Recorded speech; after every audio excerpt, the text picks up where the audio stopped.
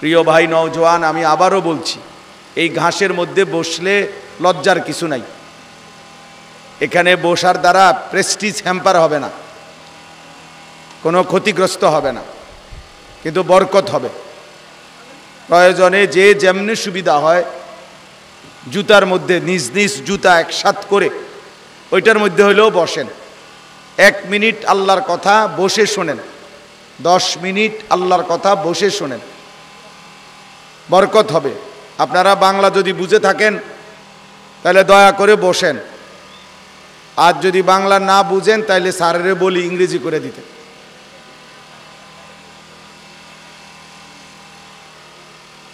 এটা দরকারি বিষয় ভাই। আল্লাহর কথা কম হোক অল্প হোক, দুইটা জিনিস জরুরি। 1 নাম্বার হলো শতভাগ মনোযোগ। এই কারণে বলি যে মোবাইল হাতে ধরে রাখলে, ভিডিও রেকর্ড করলে মোবাইলের মধ্যে উঠবে দোস্ত, কলিজার মধ্যে কিছু আসবে না, দিলে জমে না। এটা তো কোনো একটা জনসভা না। এজন্য মনোযোগের জন্য আন্তরিকতা, একাগ্রতা এটা জরুরি। কোরআনুল কারীমের মধ্যে বিভিন্ন জায়গায় আল্লাহ তাআলা বলছেন, ফাসতামিউ লাহু ফাসতামি লিমা ইউহা ইয়াসতামিউনাল কওল। এই আল্লাহর কথা মনোযোগ দিয়ে শুনতে আল্লাহ তাআলা আদেশ করেছেন। 2 নাম্বার হলো আল্লাহর কথা শুনবার জন্য আদব থাকা জরুরি। 1 নাম্বার মনোযোগ থাকা জরুরি, 2 নাম্বার আদব থাকা জরুরি। আর আদবের জন্য গুরুত্বপূর্ণ 2টা জিনিস, এক হলো বসে শোনা, একটা হলো জুতা ছাড়া শোনা। এই জন্য মুসা আলাইহিস সালামকে তুর পাহাড়ে, কোরআন শরীফে আছে যে আল্লাহ তাআলা যে জুতা খুলতে বলছেন, ওই সময় প্রচণ্ড ঠান্ডা ছিল। ওই সময়টা, ওই মুহূর্তে নিচে বরফ পড়া ছিল, এবং এত বেশি ঠান্ডা ছিল যে ওনার স্ত্রী নিচে ঠান্ডায় কাঁপতেছিলেন।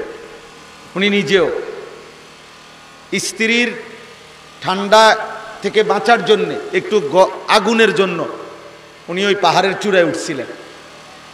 তাহলে এত প্রচণ্ড ঠান্ডা হওয়ার পরেও নিচে বরফ, এরপরেও আল্লাহ তাআলা মুসা আলাইহিস সালামকে বলছেন, ইন্নী আনা রব্বুক ফাখলা আনা আলাইকা। আমি তোমার রব, তুমি তোমার জুতা খুলে ফেলো। কেন? প্রশ্ন হলো কেন? নিঃসন্দেহে পাহাড় নবীর চাইতে দামি হইতে পারে না। কোনো নবীর চাইতে পাহাড় কি হইতে পারে না? দামি হইতে পারে না। তিনি তো একজন নবী, রসুল মুসা আলাইহিস সালাম, এবং সবচেয়ে উলুল আজম, সবচেয়ে বেশি বীরত্বপূর্ণ, সাহসিকতাপূর্ণ রসুল যে কয়েকজন, এর মধ্যে উনি একজন। আমাদের নবী সাল্লাল্লাহু আলাইহি সাল্লামের পরে উম্মত নিয়ে সবচেয়ে বেশি কষ্ট, মেহনত, যন্ত্রণা পোহাইছে যিনি, তিনি মুসা আলাইহিস সালাম, আমাদের নবীজির পরে। তাইলে কেন জুতা খুললেন? এই তাফসীরের মধ্যে আছে যে শুধুমাত্র আল্লাহ তাআলা বলছেন এর পরের আয়াত, ওয়া আনা আখতারতুকা ফাসতামি লিমা ইউহা। মুসা, আমি তোমাকেই কথা বলার জন্য নির্বাচন করেছি, অতএব তুমি আমার কথা মনোযোগ দিয়ে শোনো। তাহলে এই আল্লাহর কথা এখন আল্লাহ বলবে, এই জন্য আগে বলছে জুতা খোলো। এই জন্য এটা নিয়ম, আদব। আল্লাহর কথা শুনবার জন্য জুতা খুলে শুনলে বরকত বেশি হয়। হযরত জিবরাইল আলাইহিস সালাম যতবার আমাদের নবী সাল্লাল্লাহু আলাইহি ওয়াসাল্লামের কাছে ওহী নিয়ে আসছেন, কোরআন নিয়ে আসছেন, তো উনি বিভিন্নভাবে আসতেন। তার মধ্যে একটা হলো মানুষের আকৃতিতেও আসতেন, সবসময় না, ভিন্নভাবেও আসতেন। তো যখন তিনি মানুষের আকৃতিতে আসতেন, কোনো সাহাবীর আকৃতিতে, তো তিনি নবীজি সাল্লাল্লাহু আলাইহি সাল্লামের কাছে এসে বসতেন, একদম মুখোমুখি বসতেন। এতটা মুখোমুখি যে নবীজির 2 হাঁটু বরাবর মুখোমুখি হতেন, জিবরাইলের 2 হাঁটু, বুক বরাবর, চোখ বরাবর, এরকম মুখোমুখি বসতেন। এরপরে নবীজির সাথে কথা বলতেন। এই জন্য এটা আদব যে বসে শোনা, জিব্রাইল এটা শিখাইছে, এই জন্য বলছি। এরপরও কোনো ভাই যদি না শোনে তো ওই বেচারা আল্লাহর কথা এবং নবীর কথার পরে আমার কাছে এর চাইতে ভালো কথা আর নাই, মানে আর কি দিয়ে আমি বসাবো? আমার কাছে এর চাইতে উত্তম কথা, কোরআনের চাইতে উত্তম কথা আমি করতে কান, রাসূলুল্লাহ সাল্লাল্লাহু আলাইহি সাল্লামের চাইতে উত্তম কথা আমি আর করতে কান? এর চাইতে দামি কথা হয়? এর চাইতে দামি উদ্ধৃতি রেফারেন্স হয়? অতএব সব সময়ের জন্য এটা কথা, আল্লাহর কথা মনোযোগ দিয়ে শুনতে হয়, আল্লাহর কথা জুতা খুলে শুনতে হয়, আল্লাহর কথা আদবের সাথে বসে শুনতে হয়। রাসূলুল্লাহ সাল্লাল্লাহু আলাইহি ওয়াসাল্লাম জুতা পায়ে খাবারও খেতেন না, এটা স্পষ্ট হাদিস। নবীজি সাল্লাল্লাহু আলাইহি ওয়াসাল্লাম জুতা পায়ে খাবারও খেতেন না। নবীজি সর্বদাই জুতা খোলা অবস্থায় খাবার খাইতেন এবং মাথা ঝুঁকে খাইতেন, পিঠ সোজা রাইখা খাইতেন, দুই হাঁটু উঠাইয়া খাইতেন এবং বলতেন আকুলু কামা ইয়াকুলুল আবদ, একজন গোলাম তার মুনিবের সামনে যেমন খায় বিনয়ের সাথে, আমি আমার মহান আল্লাহর সামনে এভাবে বিনয়ের সাথে খাবার গ্রহণ করি, যেন এর দ্বারা অহংকারী বোঝা না যায়। সোফার উপরে টি টেবিলের উপরে দুই ঠ্যাং আলগি দিয়া, এই যে দেখেন, মনে করলেন আর কি যে চুরি করে যে করলেন আপনি চোর আর কি, চুরি করেও যে মোবাইলে ছবিটা উঠাইলা তো কিছু লাভ হইল না আর কি, বেয়াদবি হইল। তো নিজের অজান্তেই নিজেকে বেয়াদব হিসাবে নিজেই সিদ্ধান্ত দিল যে এখানে উপস্থিত আলেম ওলামা আছে, মুরব্বী আছে, একজন আলেম বলছে আমি শুনবো না, হুজুর তোমার আব্বায়ও যদি বলে আমি শুনতাম না, তো ঠিক আছে ভাইয়া চলো, অসুবিধা কি, সবাই একসাথে বদলে যাবে, এটা কখনোই সম্ভব না, কখনোই না। কোরআনুল কারীমের মধ্যে আছে, আল্লাহ তাআলা সূরা ইউসুফের মধ্যে বলছে ওমা আকসারুন নাসি ওয়ালাউ হারাসতা বিমুমিনিন, হে নবী আপনি প্রচন্ড চাইলেও সব লোক, অধিকাংশ লোক ইমানদার হবে না। নবীজিকে বলছে ওমা আকসারুন নাসি ওয়ালাউ হারাসতা বিমুমিনিন, আপনি ভীষণ চাইলেও, সর্বোচ্চ চেষ্টা করলেও, আগ্রহ করলেও অধিকাংশ লোক মুমিন হবে না, ফালতুই থাকবে বেশি, আকামলা থাকবে বেশি, আল্লাহর নাফরমান যুগে যুগে থাকবে বেশি। এটা আল্লাহর ওয়াদা, অনুগত বাধ্য, আল্লাহ তাআলার গোলামি করে, আল্লাহ তাআলার হুকুমের তাবেদারি করে, এমন অল্পই হবে। কোরআনুল কারীমে আল্লাহ বলছে ওয়া কালিলুম মিন ইবাদিয়াশ শাকুর, আমার অনুগত বান্দা, কৃতজ্ঞ বান্দা কম, কালিল। ইবলিস বলছে আল্লাহ আমি আপনার বান্দাদেরকে এই পরিমাণ গুনাহের ওয়াসওয়াসা দেব, কুমন্ত্রণা দেব, ফলে ওয়ালা তাজিদু আকসারাহুম শাকিরিন, আপনি আপনার অধিকাংশ বান্দাকে আপনার অনুগত কৃতজ্ঞ পাবেন না। এই জন্য ইবলিস আল্লাহকে আগেই বলে নিছে বেশি আমি নিয়ে নেব। আল্লাহ বলছে অসুবিধা নাই, অসুবিধা নাই, আমি তোমাকে এবং তোমার অনুসারী সকলকে দিয়েই জাহান্নাম পূর্ণ করব, জাহান্নাম পূর্ণ করব। ইন্নামা ইয়াদউ হিজবাহু লিয়াকুনু মিন আসহাবিস সাঈদ, আল্লাহ বলেন ইবলিস তার অনুসারীদেরকে দিবানিশি ডাকে সকলেই একসাথে জাহান্নামী যেন হতে পারে, জাহান্নামী যেন হতে পারে। এজন্য সে তার অনুসারীদেরকে, তার দল বলকে প্রতিনিয়ত ডাকতে থাকে। আল্লাহ আমাদেরকে হেফাজত করে। প্রিয় নওজোয়ান, প্রিয় বাপ, কিশোর, তুমি যদি কমপক্ষে তোমার জন্য কিছু না বুঝো তাহলে এটা একটা অসুস্থ, যে নিজেকে চেনে না, যে নিজের ভালো মন্দ বুঝে না, যে নিজের করণীয় বর্জনীয় বুঝে না, যে নিজের জন্য উচিত অনুচিত বুঝে না, যে নিজের জন্য পাক নাফাক বোঝে না, সে প্রতিবন্ধী, সে মূলত মানসিক সমস্যাগ্রস্ত, সে মূলত পাগল মাতাল, সে অসুস্থ। সে অসুস্থ। যার কাছে পেশাব আর পানি বরাবর, যার কাছে মধু আর মদ বরাবর, যার কাছে আপন বোন আর পরের নারী দুটোটাকেই সমানভাবে দেখে, বোনকেও দেখে অন্য মেয়েকেও দেখে বরাবর, হালাল কোনটা হারাম কোনটা এই পার্থক্য যার মধ্যে নাই, যার কাছে কুকুর ছাগল বরাবর, যার কাছে সুদের টাকা ব্যবসার টাকা বরাবর, ও প্রতিবন্ধী, ও মানসিক সমস্যাগ্রস্ত, ও পাগল মাতাল, তার সিরা অসুস্থ। অসুস্থ। যার কাছে আতরের ঘ্রাণও লাগে না, পায়খানার দুর্গন্ধও নাকে লাগে না, কোনোটাই আলাদা মনে হয় না। নাউযুবিল্লাহ। এজন্য এতটুকু আমার কথা, সময় কম, বলা তো দরকার অনেক, কিন্তু অনেক নওজোয়ান মাশাআল্লাহ, সমস্ত নওজোয়ানের কাছে আমার প্রথম কথা এটা ভাই, কমপক্ষে তু আগার মেরা নিহি বানতা না বান আপনা তো বান। এই কথার অর্থ হইল, তুমি যদি আমার কোনো উপকার না কর, এই ভাই এই বেটা অপদার্থ কথা কারণ, আবার ব্যাটকায় ব্যাককলের মতো বেওকুফ বেটা। লজ্জা শরম কম থাকলে যা হয়। আমি ছেড়ে দেওয়ার মানুষ না। একদিন জীবনে যদি আসলাম, আমার এত পরিচয়ের কিছু নেই, আমি জনপ্রিয়তা দিয়া করমু কি ভাই? 1 কোটি মানুষ আমারে যদি চেনে, আমার কবর আযাব মাফ তো বলেন তো, তো লাভ কি? কি ফায়দা কি? আমারে যদি 10 কোটি মানুষ চেনে, তো আপনাদের কবর আযাব মাফ তো, তো আপনাদের লাভ কি? তাইলে কার ছবি কে উড়ায়? ফালতু কোথাকার। কি ফায়দা বেটা? আমার বাড়ি কুমিল্লা, তোমার বাড়ি সিলেট, তুমি কি আমার ছবি উড়াও? আমার দিয়ে করবা কি তুমি? তোমারে দিয়ে আমি কি করব?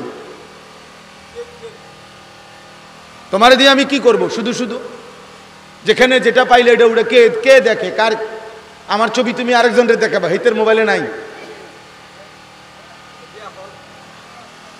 অনর্থক।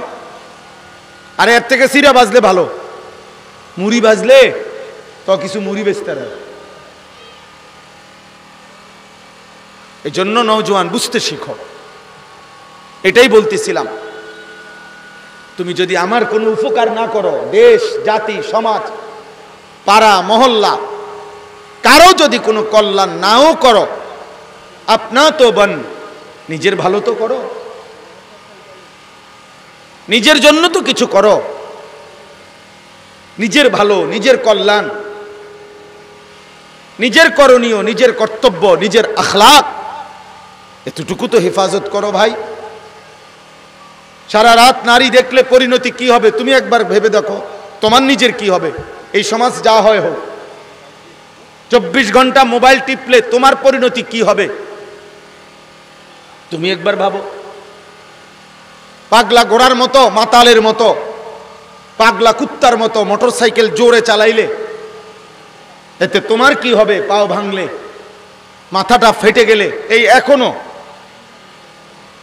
এখনো একজন বিশিষ্ট ব্যক্তির সাথে আমরা কথা বলছি, একটা ছোট্ট শোরুম উদ্বোধন করে এখানে আসছি, তো উনি বলতেছেন যে ইবনে সিনা হসপিটালের চেয়ারম্যান, উনি বলতেছেন যে আমার হসপিটালে সবচেয়ে বেশি বর্তমান সময়ে আইসিইউর রোগী, মোটরসাইকেল আহত এবং কিশোর তরুণ। এই এখন বলছেন প্রতিদিন। আহা পাগল, তোর কে দেখবে? তোমারে মাথা ফাইটা গেলে, পাও ভেঙে গেলে, রক্তে ভেসে গেলে তোমারে কে দেখবে? এই পৃথিবী তোমারে সহমর্মিতা জানানোর জন্য কি দরকার? তুমি কি করে লাইছো দুনিয়ার যে তোমার জন্য সবাই আগাবে? হ্যাঁ, তোমার নিজেরই তো কোনো আখলাক নাই, পৃথিবী তোমার জন্য কাঁদবে কেন? মানুষ তোমার জন্য কাঁদবে কেন? কেউ তোমার জন্য দোয়া করবে কেন? তোমার দ্বারা তো কেউ কোনো উপকৃতই হয় নাই। তুমি তো জিন্দেগি শেষ করে দিছো নারী দেখতে দেখতে, ছবি দেখতে দেখতে, উলঙ্গ দৃশ্য দেখতে দেখতে। এজন্য আপনা তোবান, নিজের জন্য কিছু করো, নিজের কল্যাণ, নিজের ভালো, নিজের কিছু করো, নিজের এতটুকু ভাবো, এতটুকু কল্যাণ করো। আল্লাহ আমাদেরকে তৌফিক দান করেন। সমস্ত ছেলের কাছে আমার অনুরোধ, বাপ নিজেরে ভুলো না। কোন মানুষের উপরে আল্লাহর সবচেয়ে বড় শাস্তি কি, আল্লাহ তাআলার সবচেয়ে বড় আযাব কি, তাফসীরের মধ্যে আছে, সূরা হাশরের মধ্যে, ফাআনসাহুম আনফুসাহুম। আল্লাহ বলছে কোন বান্দা আমার বেশি পরিমাণ নাফরমানি করলে আমি একদিন তাকে তার নিজের পরিচয় ভুলাইয়া দেই, আর কোনো দিন তার মনেই পড়ে না সে মুসলমান। তার কবর হবে, মৃত্যু হবে, আখিরাত হবে, মৃত্যুর পরে একটা জীবন আছে, হিসাব আছে, বিচার হবে, ফুলসেরাত হবে, আমল হবে, আমলনামা দেয়া হবে। আল্লাহর কসম বাপ, এটা ভুলে যাওয়া, এটা হচ্ছে জীবনের সবচেয়ে বড় লানত। আত্মপরিচয় ভুলে গেল, আমি কে, আসলাম কোত্থেকে। তোমরা যারা কাফের বেঈমানের মতো চুল রাখছো, তোমরা কি কোনোদিন মনে করছো যে তোমার ধর্ম কি? বলো বাপ। যাদের এই বিকট চুল, তোমাদের এই চুল কি প্রমাণ করে তুমি মুসলমান? তোমরা যারা পেশাব করে বাথরুমে ঠিকমতো পানি ব্যবহার করো না, টয়লেট পেপার ব্যবহার করো না, এই আখলাক কি প্রমাণ করে তুমি মুসলমান? বলেন। প্রতিনিয়ত যারা দাড়ি কাটতেছেন, এই আখলাক কি প্রমাণ করে আপনি মুসলমান? 30 বছর ধরে যিনি সুদ খাচ্ছেন, এই হারামখোরকে জিজ্ঞেস করেন, এটা প্রমাণ করে তুমি মুসলমান? 365 দিনে খোদার এক বছরে কোনো দিন ফজরের নামাজ পড়লা না একদিনও, এটা প্রমাণ করে তুমি মুসলমান? মানুষ এত বড় জানোয়ার হয়? মুসলমানের ঘরে এত বড় জানোয়ার ঘুমায়? এ তো হাইওয়ান। যার কপালে সেজদা নাই ও তো হাইওয়ান, যার কপালে সেজদা নাই ও তো চতুষ্পদ জন্তু, ও তো জানোয়ার। এমনকি সে জানোয়ারও না, জানোয়ার চাইতে নিকৃষ্ট।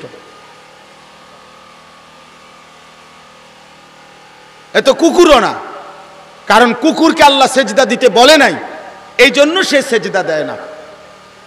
তোমারে তো দিতে বলছে, তুমি মুসলমান না, তুমি নামাজ পড়বা না কেন? বলো ভাই, ছেলেরা বলো। সব লাফাইতেছো যে আসরের নামাজ পড়ছো সবাই, ফজরের নামাজ পড়ছো সবাই। তোমার ভালোবাসা দিয়ে আমি করবো কি, আর আমার ভালোবাসা দিয়ে তুমি করবা কি? তুমি তো তোমার মতো, আমি তো আমার মতো। আমরা নিজে পড়ছি তারিখে, আল্লাহর কসম বাবা শোনো, নবীজি সাল্লাল্লাহু আলাইহি ওয়াসাল্লাম যেদিন মক্কা থেকে হিজরত করে মদিনায় ঢুকছেন, প্রথম কুবা নগরীতে, সর্বপ্রথম যেদিন নবীজি মদিনায় ঢুকছিলেন, মদিনার 72 থেকে 75 জন লোক ইতিপূর্বে নবীজিকে সরাসরি দেখছে, আর কেউ দেখে নাই আগে। ওনারা সবাই মদিনায় কালেমা গ্রহণ করছে। হযরত মুসআব ইবনে উমাইর নবীজির একজন সাহাবীর হাতে। যেদিন নবীজি আসছেন, ওই যারা মক্কায় হজ্জে গেছিল তারা দেখছিল, এই অল্প কয়েকজন, 70 থেকে 75 জন, বাকিরা নবীজিকে দেখে নাই।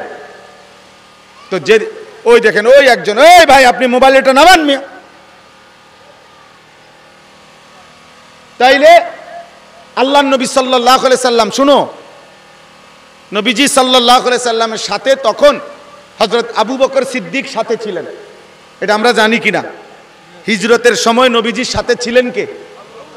এটা সবাই জানি না আমরা?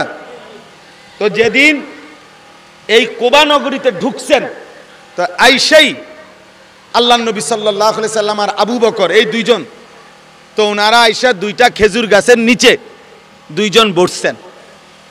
প্রচন্ড রৌদ্র গরমে আসছেন, এখন দুইজন দুই গাছের নিচে বসছেন। তো মদিনার শত শত নারী পুরুষ বাচ্চা কাচ্চা সব আসছে নবীজিকে অভ্যর্থনা জানাবার জন্য। তো এখন আইসাই পুরুষরা দুই গাছের নিচে দুইজন বসা, তো একজন কেউ নবীজির সাথে মুসাফা করে, কেউ আবু বকর সিদ্দিকের সাথে মুসাফা করে, কিন্তু নতুন কেউ বলতে পারতেছে না কে মুহাম্মদ কে আবু বকর, বোঝা যাচ্ছে না।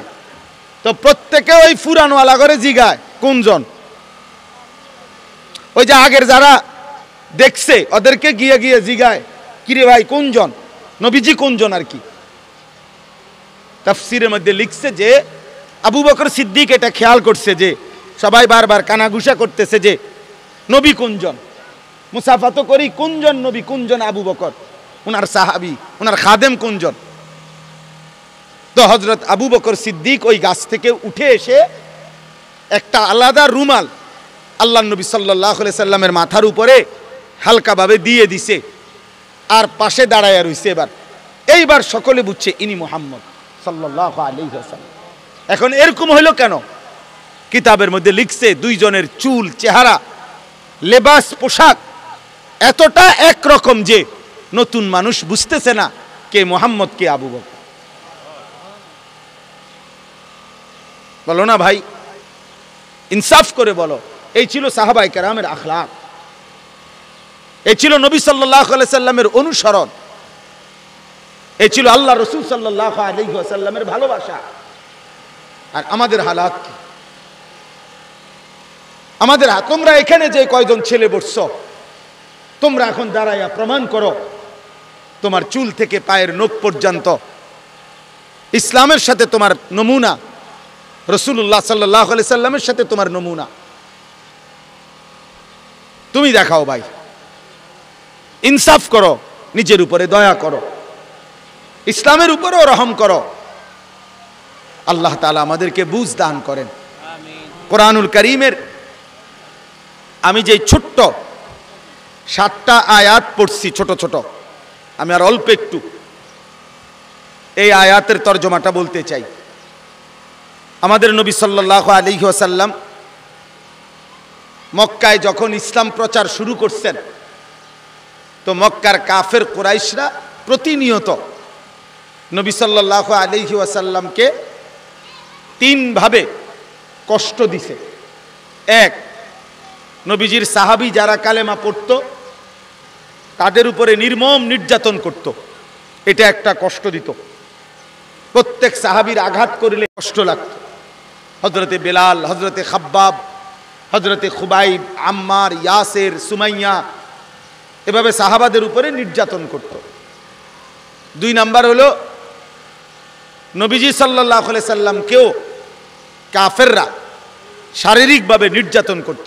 কখনো ছোট ছোট পাথর মারত, উটের পচা নারী বুড়ি পিঠের মধ্যে সেজদা অবস্থায় চাপায়া দিত, গলার মধ্যে গামছা বা রুমাল লাগায়া ধাক্কা দিয়ে টেনে হিসড়ে আবু লাহাব বহুবার নবীজি সাল্লাল্লাহু আলাইহি সাল্লামকে কাবার সীমানার থেকে বের করে দিছে, টেনে ধাক্কা দিয়ে বের করে দিত।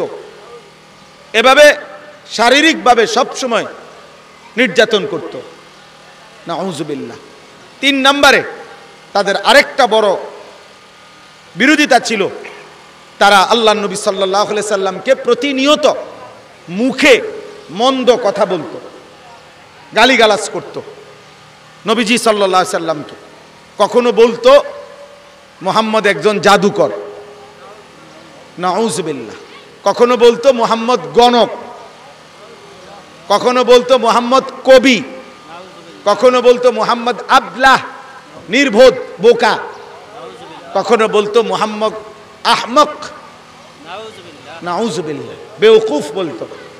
সবচেয়ে বেশি যেই গালিটা দিত কথায় কথায় যে মুহাম্মদ একজন মজনুন, পাগল, নাউযুবিল্লাহ, এই কথাটা বেশি বলতো যে সে একজন পাগল, নাউযুবিল্লাহ। কেন বলতো পাগল? যদি কেউ জিজ্ঞেস করতো যে তো পাগল বলো কেন তাকে, বলতো জানো যে আমাদের বাপ দাদা এলাকা আমাগো সমাজ গোত্রের কেউ যেই কথা জানে না, যেই কথা বলে না, কেউ যেই কথার সাথে একমত না, এরকম হঠাৎ আচানক কথা, নতুন কথা, আমাদের যুগ যুগ ধরে চলমান দেব দেবী মূর্তি, আমরা কাবার ঘরের এই মূর্তির পূজা করছি, আমরা যা করতেছি তার বিরুদ্ধে লোকটা একা, কারো সাথে কোনো কথা নাই, সম্পৃক্ততা নাই। হঠাৎ করে এরকম আজগবি কথা, যে আল্লাহর কথা, কবর, হাসর, মিজান, ফুলসেরাত, আখেরাত, পরকাল, এগুলো কি করে? কোরআন শরীফে আছে 26 নম্বর পারায় সূরা কাফে, ফাকালাল কাফিরুনা হাদা শাইউন আজীব। কাফেররা বলতো, আরে এগুলো তো অবাক কথা, কি বলে এগুলা? কোথায় পাবে লাশ? কোথায় পাবে ফিরাবার? 500 বছর আগে কার কবর হইছে, কি হইছে, মাটির সাথে মিশে গেছে, ওই মাটি আবার কোথায় উড়ে গেছে, ওই জায়গায় হয়তো পারে নদী হয়ে গেছে, সাগর হয়ে গেছে। তো এই লাশ কই পাইব মুহাম্মদের খোদা, নাউজুবিল্লাহ, এগুলা কেমনে আবার উঠাবে আখেরাতে, ইত্যাদি ইত্যাদি। মানে কোনোভাবেই তারা বুঝতো যে এগুলা পাগলামি কথা ছাড়া, নাউজুবিল্লাহ, আর কিছু না। আল্লাহ তাআলা এই সূরার শুরুতে, সূরায়ে কলম, এই সূরাতে আল্লাহ তাআলা তাদের এই কথার জবাব দিছেন। জবাব দিয়ে বলছেন, আল্লাহ তাআলা বলছে, বন্ধু আমি আপনাকে কসম করে আমি বলতেছি, নবীজিকে একদিকে সান্ত্বনা দিছে, আর পৃথিবীর সমস্ত বেঈমানের কাছে একটা চ্যালেঞ্জ ছুটছে। এই দুইটা কথাই শেষ। নবীজিকে একদিকে সান্ত্বনা দিছে, আরেকদিকে পৃথিবীর সমস্ত বেঈমানের কাছে কিয়ামত পর্যন্তের জন্য আল্লাহ একটা চ্যালেঞ্জ ঘোষণা করছে নবীজির ব্যাপারে। কি বলছে আল্লাহ? নুন ওয়াল কালামি ওয়া মা ইয়াসতুরুন। বন্ধু আমি কলমের কসম করলাম, ওই কলম যেই কলম দিয়ে আমি আল্লাহ আমার গোটা সৃষ্টির তাকদীর লেখাইছিলাম, ওই কলমের কসম। 2 ওয়া মা ইয়াসতুরুন, আমি ওই কলমের মাধ্যমে কিয়ামত পর্যন্ত আমার সমস্ত সৃষ্টির যত তাকদীর লেখাইছি, এই সমস্ত কথা, তাকদীরের সমস্ত বাক্য, তাকদীরের সমস্ত সিদ্ধান্তের কসম। এই দুইটা কসম করে আপনাকে বলতেছি, বন্ধুকে আল্লাহ সান্ত্বনা দিতেছে, মা আনতা বিনি'মাতি রাব্বিকা বিমাজনুন। বন্ধু আমার 24 ঘন্টা আমি রবের, আমি মালিকের নিয়ামত, রহমত আপনার উপরে বর্ষিত হয়, এমন বন্ধু আপনি পাগল নন। ওরা হাজার বলুক, আপনি ঘাবড়াবেন না, আমি আল্লাহ আপনাকে কসম করে বলছি, আপনি পাগল না, বরং আপনার উপরে আমার নিয়ামত, আমার রহমত 24 ঘন্টা বর্ষিত হচ্ছে। তো এইবার যেন নবী নিজে বলতেছে, মাওলা তো ওরা যে আমারে গালি দেয়, পাগল বলে, তা আল্লাহ বলে, ওয়া ইন্না লাকা লা আজরান গায়রা মামনুন। কারেন্টটা সুগার যায় আসুক, সময় নাই, ঠিক করেন আপনার আমনগোটা। তাইলে আজান কততে? আজান আচ্ছা আচ্ছা, অসুবিধা নাই, আমার আর 2-4-5 মিনিটে শেষ হয়ে যাবে। আল্লাহ তাআলা বলেন, প্রিয় ভাই একটু খেয়াল করেন, আল্লাহ তাআলা বলছে, বন্ধু আমি 2টা কসম করলাম, আপনি পাগল নন, আপনার উপরে আমার নিয়ামত, আপনার উপরে আমার রহমত 24 ঘন্টা বর্ষিত হয়। তো এবার আল্লাহ নবী যেন বলছেন, মাওলা ওরা যে আমারে গালি দেয়, পাগল বলে, তো আল্লাহ বলেন, ওয়া ইন্না লাকা লা আজরান গায়রা মামনুন। বন্ধু প্রতিটা গালি, প্রতিটা মন্দ, প্রতিটা বিরোধিতা, প্রতিটা জুলুম আপনি সয়ে যান, আপনার মেহনত, দাওয়াত, আপনি আল্লাহর দিকে ডাকা, এটা আপনি করে যান। আমি আল্লাহ আপনাকে ওয়াদা দিলাম, প্রতি কষ্টের বিনিময়ে, প্রতিটা দাওয়াতের বিনিময়ে আপনাকে আমি আল্লাহ হিসাব ছাড়া অফুরন্ত পুরস্কার দিতে থাকব। গালি দেবে একবার, আপনি বন্ধুকে আমি পুরস্কার দেব কোটিবার। মন্দ বলবে একবার, আপনাকে সম্মান আর ইজ্জত দেব কোটিবার আমি আল্লাহ। ওরা বলবে কত, আমি দিতে পারি কত, আমি আপনারে দেখাবো, আমি দেখাবো আপনাকে দোস্ত। ওয়া ইন্না লাকা লা আজরান গায়রা মামনুন। গায়রা মামনুন মানে হলো হিসাব ছাড়া, অফুরন্ত নেকি দেব, অফুরন্ত পুরস্কার দেব। এই হলো নবীজিকে সান্ত্বনা দিছেন, ঠিক আছে না? বুঝছেন কিনা? এবার পৃথিবীবাসীর সামনে আল্লাহ তাআলা একটা চ্যালেঞ্জ দিছেন, যে শোনো, আমি যাকে বন্ধু বানিয়ে পাঠিয়েছি, আমি যাকে আখিরি রসুল বানাইছি, আমি যাকে খাতামুন নবিয়্যিন বানিয়েছি, তারে আমি বুঝে শুনেই বানাইছি, আমি ঠিকঠাক করে দিয়েই বানাইছি। আল্লাহ বলছে, পৃথিবীবাসী শোনো, আমি আল্লাহ কসম করে বললাম, ওয়া ইন্নাকা লা আলা খুলুকিন আযীম। এই কায়নাতের, এই সৃষ্টির যত উত্তম গুণ হইতে পারে, যত উত্তম আখলাক হইতে পারে, যত সৌন্দর্য কল্পনা করা যায়, যত গুণাবলী কল্পনা করা যায়, সমস্ত গুণাবলী, সমস্ত সৌন্দর্য, সমস্ত শ্রেষ্ঠত্ব শতভাগ 100 পূর্ণ দিয়ে আমি আল্লাহ আপনাকে পাঠিয়েছি। আমি আল্লাহ চ্যালেঞ্জ করলাম, ইসরাফিলের ফু পর্যন্ত, কিয়ামত পর্যন্ত আপনার 63 বছরের হায়াতের উপরে একটা দিন রাত আপনার চুল, আপনার চেহারা, আপনার আখলাক, আপনার চরিত্র, আপনার রাত, আপনার দিন, আপনার খাদ্য, আপনার ঘুম, আপনার নিদ্রা, আপনার অজু ইস্তেঞ্জা, আপনার স্ত্রীর সাথে সম্পর্ক, আপনার ছেলে মেয়ের সাথে সম্পর্ক, আপনার গোটা আখলাক, আপনার ঘর বাজার ব্যবসা দেশ রাষ্ট্র যেখানেই হোক, আপনি 63 বছরে যখন যা করেছেন, রাতে কিংবা দিনে, একাকী কিংবা প্রকাশ্যে, যেই যা নড়াচড়া করছেন, নিঃশ্বাস ফেলছেন, এই পৃথিবীর সমস্ত মানুষের কাছে আমি আল্লাহ চ্যালেঞ্জ করলাম, কিয়ামত পর্যন্ত কেউ প্রমাণ করুক যে আপনার 63 বছরের হায়াতের একটা সেকেন্ডের একটা নড়াচড়া উঠা বসার মধ্যে যদি একটা লাল কালির দাগ দিতে পারে,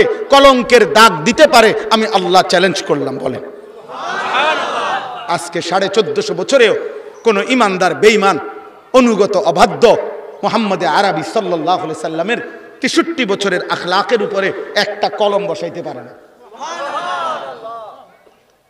ফাসাতুবসিরু ওয়া ইউবসিরুন। অতএব আল্লাহ বলছে, বন্ধু বেঈমানরাও দেখুক, আপনিও দেখেন। আপনারে তারা মন্দ বলে, ওরাও দাগাক, আপনিও দেখেন। বিআইয়িকুমুল মাফতুন। আমি আল্লাহ অচিরেই প্রমাণ করে দেব পাগল কে, গণক কে, জাদুকর কে, কবি কে। আপনি বলবেন আমি প্রমাণ করব। ইন্না রাব্বাকা হুয়া আ'লামু বিমান দাল্লা আন সাবিলিহি ওয়া হুয়া আ'লামু বিল মুহতাদিন। আমি আল্লাহ জানি পথভ্রষ্ট কে, আমি আল্লাহ জানি হেদায়েত প্রাপ্ত কে। অতএব আমি পৃথিবীতে দেখায় দেব, আমি আপনাকে প্রমাণ করে দেব, পৃথিবীকে দেখায় দেব আবু জাহাল, আবু লাহাব, তার মতবাদ, তার কথা সঠিক না আপনার কথা সঠিক। পরবর্তী 23 বছরের ব্যবধানে এবং সাহাবায়ে কেরাম আবু বকর, ওমর, ওসমানের জামানায় এই সব মিলাইয়া পরবর্তী 30 বছরের ব্যবধানে গোটা পৃথিবী দেখছে মুহাম্মদ আরবি সাল্লাল্লাহু আলাইহি সাল্লামের কালেমা, দ্বীন, শরীয়ত, সুন্নাত পৃথিবীর কোনায় কোনায় আল্লাহর কালেমা পতাকা উড়ে গেছে, ইমানের আওয়াজ পৌঁছে গেছে। সারা কায়নাত ইসলাম চিনেছে, নবীকে চিনেছে। কিন্তু আবু জেহেল, আবু লাহাব আর তার সাঙ্গপাঙ্গদের নাম আজকের পৃথিবীতে একটা কুত্তাও লয় না, কুত্তাও লয় না, কুত্তাও লয় না। এজন্য আল্লাহ বলছে আমি প্রমাণ করে দিলাম, আমি দেখায় দিলাম টিকলো কে আর টিকলো না কে। নাম আছে কার, নাম নাই কার। অতএব দোস্ত আমার, এই আমার শেষ কথা। কিশোর নওজোয়ান প্রিয় বন্ধু আমার, কলিজার টুকরা সন্তান আমার, আমি তোমারও বলে গেলাম, এই বেঈমানের চুল পৃথিবীতে তোমার নাম নিশানা থাকবে না। মোবাইলের নারী, অসৎ ছবি, চরিত্রহীনতার এই জিন্দেগি, তোমার নাম ও গন্ধ থাকবে না। পৃথিবী কোনোদিন পাপীর দিকে থুতুও মারে না। পৃথিবীতে কোনোদিন তোমার নাম চিহ্ন থাকবে না। আখিরাতে কোরআনে আল্লাহ বলছে ফামালিজ জালিমিনা মিন আনসার। কিয়ামতের দিন কোন পাপী, কোন নাফরমান পুরা হাসরের মাঠে কোন বন্ধু পাবে না। নবীজির সুপারিশ আপনার মামুর বাড়ি না। আপনি বিড়ি খাবেন 60 বছর পর্যন্ত, আর নবী আপনারে সুপারিশ করে বেহেশত দিয়ে দিবেন, না না, এটা নবী বলে নাই। আপনি 60 বছর পর্যন্ত সুদ খাবেন, আর আল্লাহ নবী হাসরের ময়দানে দাঁড়াইলেই আপনারে সুপারিশ করে জান্নাত দিয়ে দিবেন, জি না। সুপারিশ মানে এটা, সুপারিশ মামুর বাড়ি না। হাউজে কাউসারের পানি সাফ কলের পানি না, আপনি সিপ দিবেন আর পানি বাইরব। এটার কোনো নিয়ম কানুন নাই।